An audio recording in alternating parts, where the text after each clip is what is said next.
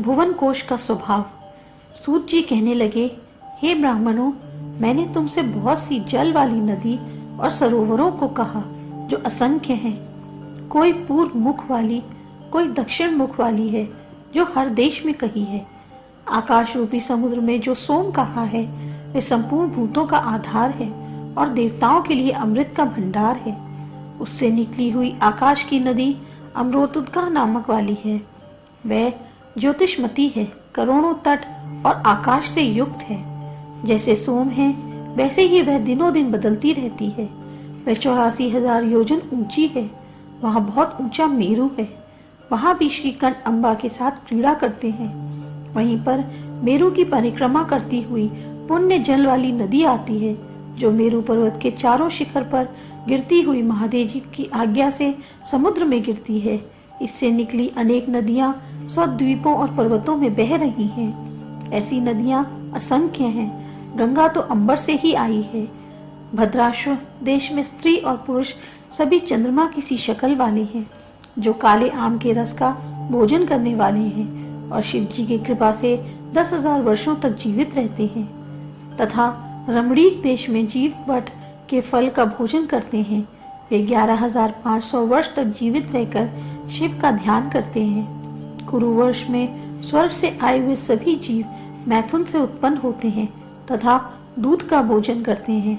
भारतवर्ष में मनुष्य कर्म के अनुसार आयु वाले, नाना वर्ण वाले, छोटे कद के होते हैं, जो 100 वर्ष की आयु वाले हैं। वे अनेकों देवों को के पूजन में लगे रहते हैं तथा अनेकों प्रकार के कर्मों का फल भोगते हैं। वे सभी कमजोर तथा थोड़े भोगी होते हैं। नागद्वीप, सौम्य द्वीप, वारुण द्वीप में उत्पन्न होने वाले जीव कोई मलेच्छ तथा कोई पुलिंद होते हैं। भारतवर्ष के लोगों की प्रवृत्ति स्वर्ग और अपवर्ग में होती है। किंग पुरुष देश में रहने वाले पुरुष सोने के से रंग वाले तथा स्त्रियां अप्सराओं के तुल्य होती हैं। 10,000 वर्ष तक जीवित रहती हैं। उन्हें रोग तथा शोक नहीं होता। वे प्लक्ष का भोजन करते हैं। हर वर्ष देश के जीव देवलोक से आए हुए देवताओं के से आकार वाले होते हैं, चांदी के से रंग वाले होते हैं। उन्हें मृत्यु की जरा भी बाधा नहीं है। ईख से रस के पान करते हैं। शंकर जी की भक्ति में तत्पर रहते हैं। इलाव्रत में रहने वाले 10,000 वर्ष तक जीवित रहते हैं। वहां ना तो सूर्य तपता है, न चंद्र नक्षत्र चमकते हैं। शंकर के प्रभाव से वे कमल के समान सुंदर आकार वाले होते हैं। जम्बू द्वीप में रहने वाले जम्बू रस का पान करते हैं। उनको जरा या भूख बाधा नहीं पहुंचाती। उनको ग्लानि तथा मृत्यु भी नहीं सताती है।